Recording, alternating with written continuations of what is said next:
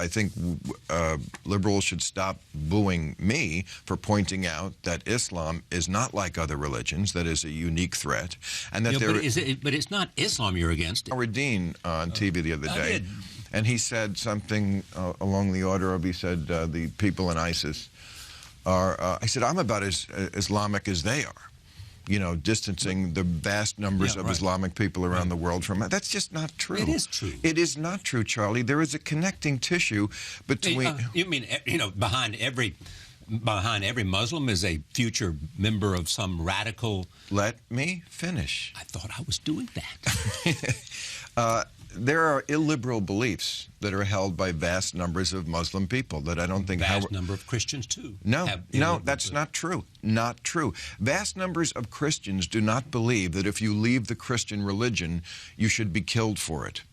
Vast numbers of Christians do not treat women as second-class citizens. Vast numbers of Christians I agree with that. Do not believe that if you draw a picture of Jesus Christ, you should get killed for it.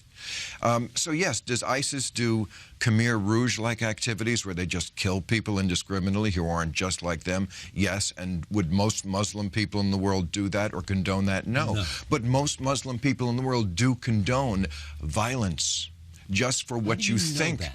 They do.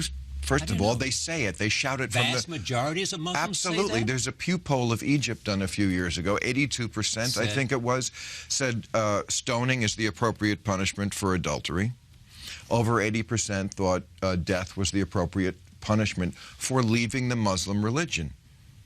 I'm sure you know these things. I know. Well, I do. So to claim that this religion is like other religions is just naive and plain wrong. It is not like other religions. The New York Times pointed out in an op-ed a couple of weeks ago that in Saudi Arabia, just since August 4th, I think it was, they have beheaded 19 people. Most for non-violent crimes, including homosexuality. Those that didn't cut the hands off the thief. Right. Okay. So we're upset that ISIS is beheading people, which we should be upset about. But Saudi Arabia does it, and they're our good friends because they have oil. Right. Okay?